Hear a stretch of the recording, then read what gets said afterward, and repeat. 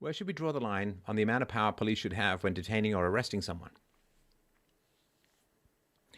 Now, that is a very interesting question. So, the solution in a stateless society is economic ostracism as opposed to having the police grab and so everybody has the right of self-defense. People will have guns if they need to. But of course, we only get to a stateless society when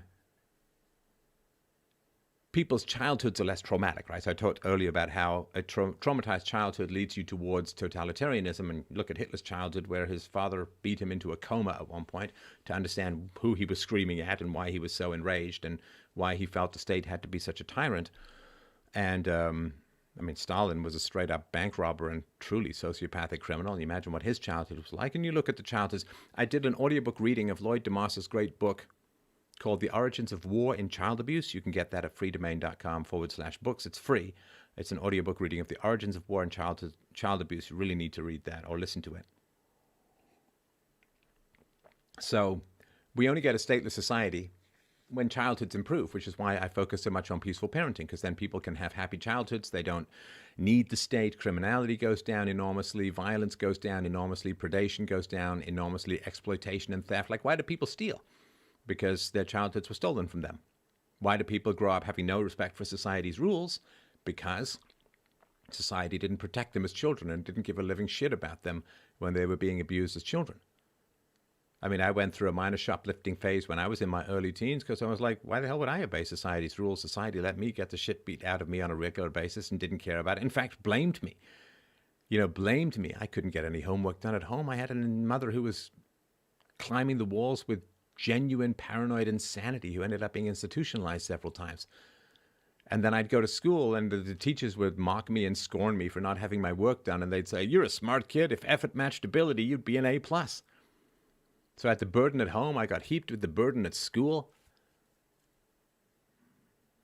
Why the hell would I care about society's rules? Why would I have a shred of respect for society's rules at all? So you do what you can get away with. I mean, you hope you don't get caught, but that's just a game. You haven't internalized any of society's rules because society has treated you like shit your whole life. This is where a lot of this rage comes from. This is why you should intervene when you see child abuse happening in your society, because otherwise you raise people who have no interest in obeying society's rules from any moral standpoint. I mean, they might conform because they're afraid of being thrown in jail, but they don't internalize any of these ethics. Why would they? Why would they? Still feel bad about Mr. Gameway's arc. I didn't take much, but anyway. So we only get to a stateless society when we have better childhoods, and so you're not going to have much crime, you're not going to have much violence. Economic ostracism is the way to go. But the way it works in reality at the moment, though, see, our entire legal system in the West was developed for a mostly white population. Now, a mostly white population commits crimes at a certain level, and this is true of whites all across the world. Whites in Belgium, whites in Canada, whites in America, whites in South Africa, they all commit murder, say, or violent crime at about the same rate. It's about the same rate. And blacks all around the world commit crimes at roughly around the same rate, and East Asians commit crimes that, East Asians commit the least crimes. That's why they're known as the model minority, and it has a lot to do with higher IQ than whites and so on. So the legal system in the West was calibrated for a largely white population. And when you bring in populations that have different levels of crime, then the legal system, which is calibrated for a particular demographic, just has trouble adapting because it's the government, right? So it has real trouble adapting. So the way that the police system was developed was predicated on the basic reality that most white people, and even more East Asian people, when they're arrested, they're not going to fight.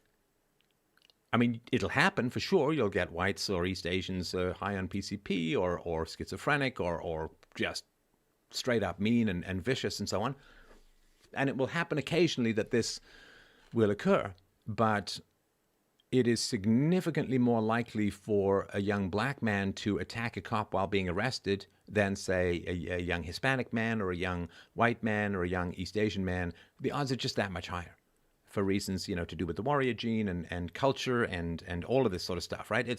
It's just, It's a fact. So what's happening, of course, is that as the demographics shift in the West, and you can see this in Sweden with the influx of men from the Middle East who they just don't have the same relationship to the legal system, to the social mores, to the compliance and all of that.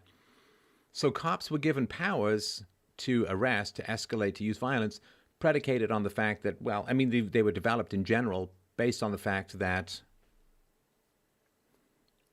white people are pretty compliant with the law, and East Asians even more so. So when you develop a legal system for a relatively low crime population, then you can give the police certain amount of powers, because only the very craziest and most violent and most nasty people in that demographic are going to end up fighting the cops. So you can give them a lot of power because it's going to be very rare that they're ever going to have to use it. And most people are going to say, oh gosh, it's so rare. But then when you have a situation where you have a lot of people fighting with the cops, then that power suddenly looks crazy, right? So it's a real mess. The problem, of course, with democracy is the poor outnumber the rich. And therefore, all the poor do is they vote to take away the property of the rich, and everybody becomes poor. That's it, right? That's it.